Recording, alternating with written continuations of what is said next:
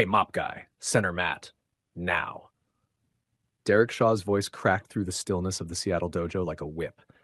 His black belt, tied sharp and tight around his waist, glistened beneath the fluorescent lights, a symbol of his authority that he wore like armor. Let's give the class a little show, he said, his tone smug, loud enough to fill the entire room. At the far end of the mat, Jordan Kane, a black man, didn't flinch. He kept pushing the heavy mop across the floor, clearing away the scuffs left by the advanced class that had run over time. At 45, he'd been the janitor here for just a month, a quiet figure who only appeared after the students had bowed out for the night. I'm almost done here, Sensei, Jordan replied, his voice calm and even. He didn't look up, still working on a stubborn streak of rubber on the hardwood.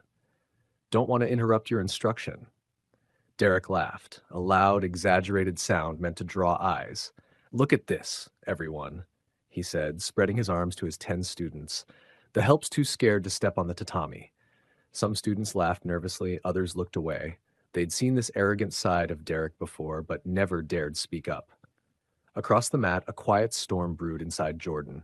20 years of silence, 20 years since a ring, an accident, and a promise that had cost him everything. Come on, it's easy, Derek sneered, wearing that same condescending smirk he used on beginners. Let's show them the difference between a man who lives the art and one who just cleans up after it. He deliberately mispronounced Jordan's name. What is it again? Jason? Jordan? A flicker of heat burned in Jordan's chest, a dormant nerve shocked back to life. His eyes rose, meeting Derek's for a single charged second. Something ancient and dangerous flashed there, and for just that instant, Derek involuntarily stepped back. He cleared his throat quickly, masking the crack in his confidence. Relax, it's just an educational demonstration, he said, forcing a grin, a lesson in respecting hierarchy. Jordan set the mop and bucket aside. When he straightened, it wasn't with the stiffness of a janitor, but with the quiet grace of something long forgotten. All right, Jordan said evenly, his voice calm but firm, the kind of calm that arrives just before a storm. But when this is over, you will apologize to your students. You'll explain to them why you turned their dojo into your personal circus. Derek's laugh came brittle and forced this time. Apologize? Buddy, the only thing you'll be apologizing to is the floor, for hitting it so hard. No one in that room could possibly have known who they were really watching. Jordan, the Titan Kane, the 5-time world champion who'd vanished at the height of his career. He hadn't simply retired, he'd disappeared, haunted by the death of his best friend and training partner, Raphael the Storm Cruz.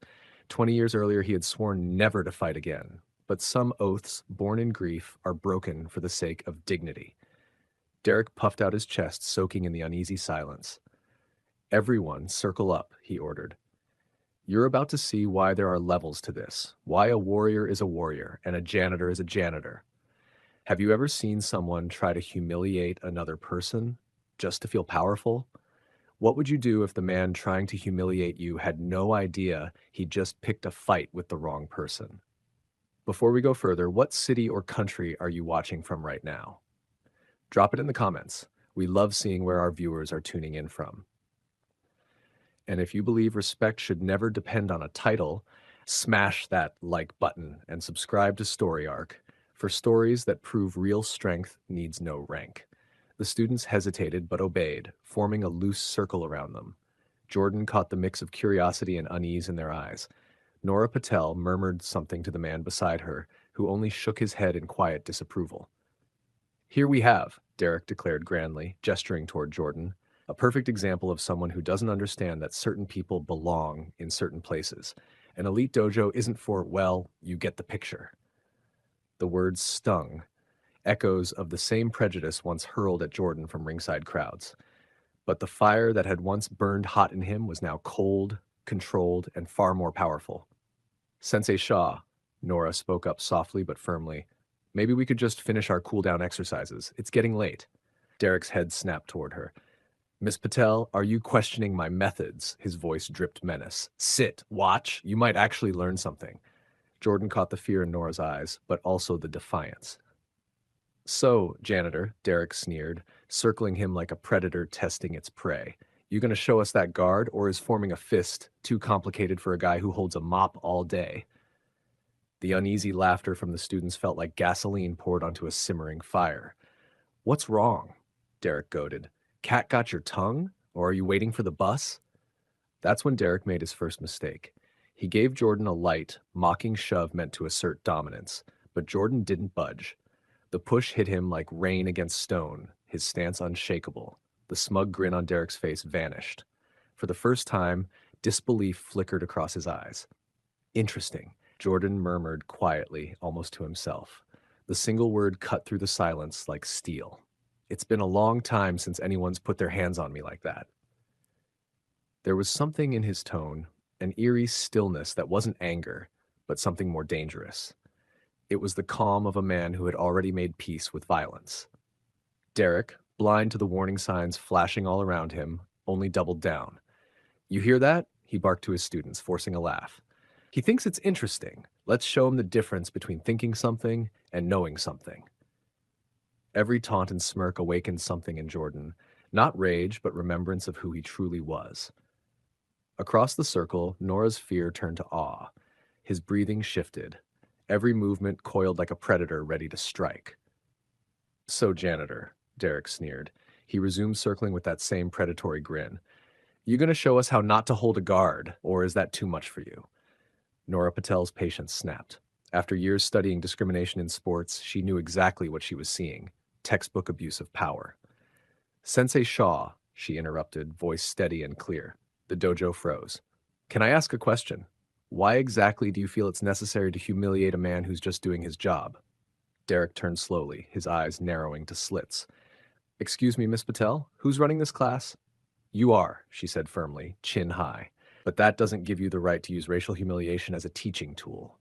Her words cracked through the room like lightning. Nervous energy rippled through the students. No one had ever challenged Derek. "Racial?" Derek barked out a humorless laugh. "This has nothing to do with race. This is about discipline, knowing your place." Jordan opened his eyes, studying Nora. Watching her stand up to a bully awakened something he thought was long dead.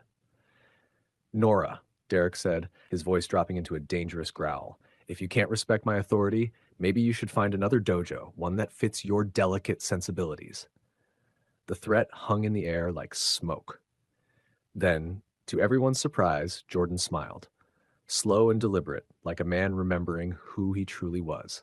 For 20 years, he'd carried the weight of Raphael and Jade's deaths, but Nora's courage reignited something long buried. "The young lady has a point, Derek," he said evenly. "This isn't about martial arts. It's about you feeling big by making others small." Derek spun around, his face flushed crimson with rage. "You dare lecture me? You clean toilets. You don't know the first thing about what a dojo is." Jordan took one slow, deliberate step forward. The air shifted, his shoulders squared, his stance lowered, every movement radiated power and precision. The janitor was gone. The champion had returned.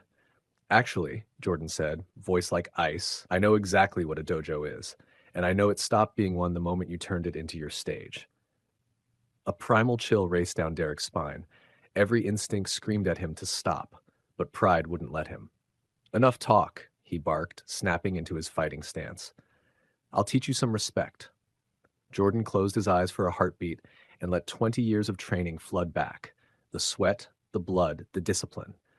When he opened them, Derek Shaw wasn't facing a janitor. He was facing Jordan, the Titan Kane, 5-time undefeated world champion. "Last chance to apologize," Jordan said flatly. "Apologize to her, to your students. Turn this place back into a school of honor." "Apologize?" Derek laughed nervously. "I'm going to put you on the floor." He lunged. Derek's pride was bleeding, cornered in front of his students. He lunged in frustration, throwing his weight behind a wild punch.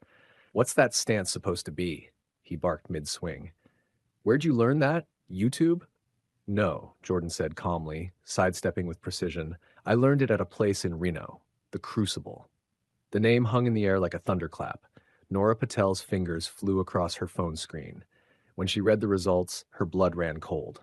The Crucible wasn't a local gym. It was legend. It was where champions were forged. Derek's response was a roar. His jab shot out like a piston, fast, practiced, brutal. But Jordan wasn't there. He flowed sideways like smoke, and Derek's punch sliced through empty air. A flurry of strikes followed, jab, cross, hook, each one sharper, more frantic. But Jordan was untouchable. He ducked, slipped, swayed, his movements impossibly fluid, every countermeasured, every dodge precise. The room filled with the sound of Derek's gasps for air. "Fight me!" Derek roared, launching forward in a clumsy burst of rage. Jordan stepped inside the attack, so close he could feel Derek's breath trembling.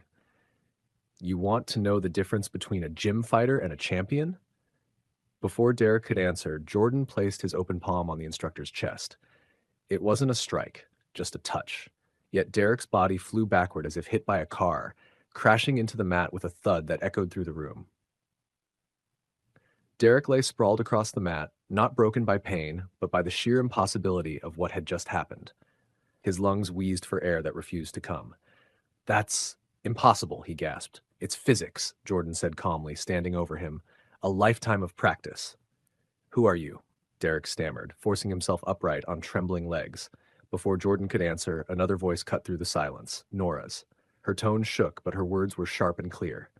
Reading from her phone, she said, "Jordan Kane, the Titan, 5-time world heavyweight champion, undefeated." Each syllable landed like a hammer blow. The title alone shattered whatever arrogance Derek had left. His face went chalk white. He had tried to humiliate a ghost, a living legend. "If you had known," Jordan said softly, his voice cutting deeper than any strike, "you would have respected me.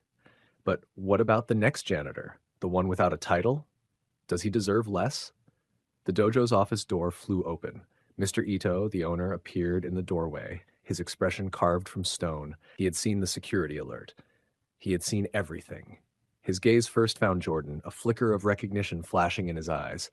Then he turned toward Derek, fury sharpening every step as he strode onto the mat.